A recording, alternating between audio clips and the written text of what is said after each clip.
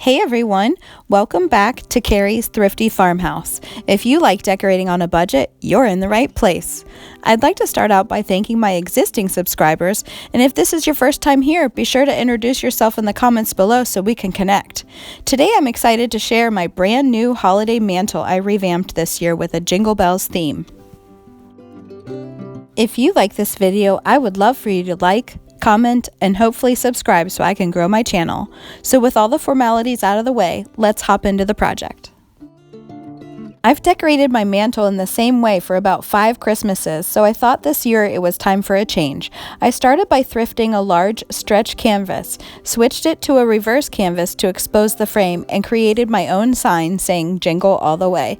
This became the focal point to my mantle.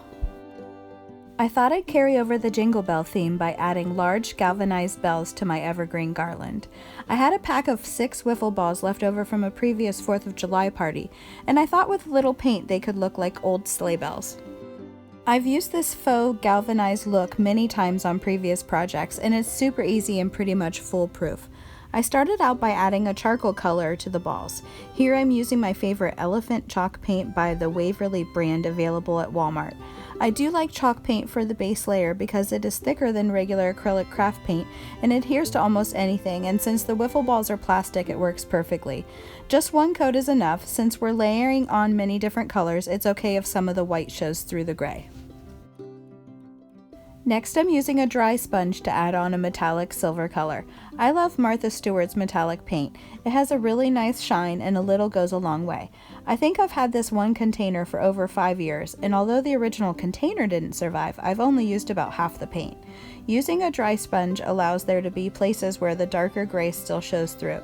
This is perfect to achieve the weathered look we're going for. Interestingly, my great-grandfather was a physician in the early 1900s, and in the winter he would use a horse-drawn sleigh to make house calls. My mother still has his antique sleigh bells and displays them by her fireplace every year during the holidays. These definitely won't have the same sound as those sleigh bells, but we're getting close to the look. Now I'm using the same dry sponge technique to add a graphite gray color. Here I'm using the Apple Barrel brand, which is super affordable, only about 50 cents at Walmart. The color is the same tone as the silver color, but it has a matte finish, so the bells are taking on that look of metal that's lost its sheen. Finally, I'm using a nutmeg brown color and adding it around the bells to give them a slight rusted look. I'm concentrating on the areas that would see the most wear, like around the openings and at the top of the bells. Then I'm dabbing it sparingly all over the bells. You can add as much or as little as you like, and you really can't go wrong here. If you put too much on, just go back and add some more of one of the previous colors. Once the paint was dry, I added red grosgrain ribbon to the bells. I attached them with a generous amount of hot glue, then I just gathered the 2 ends together and looped them around to make a knot. I attached the bells to my evergreen garland by looping the ribbon behind the garland, then threading the bells through the loop. This makes them easy to remove if I want to go in a different direction next year, or if I want to use the evergreen in a different way later this winter.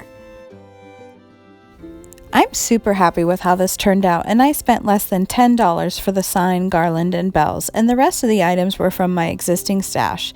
The reds and whites tie in beautifully with our other holiday decor, but it really satisfies my need for something a little different this year.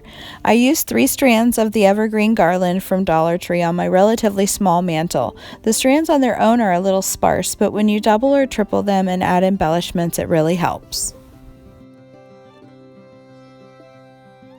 Thanks for joining me today. I hope this inspired you to think outside the box and get a little crafty this holiday season. And if you like this video, I'd love for you to stick around and subscribe. And don't forget to hit that notification button. I have lots more holiday projects in the works, and I'm already thinking about good transitional pieces into winter and spring. So keep your eye out for those. See you next time. Bye.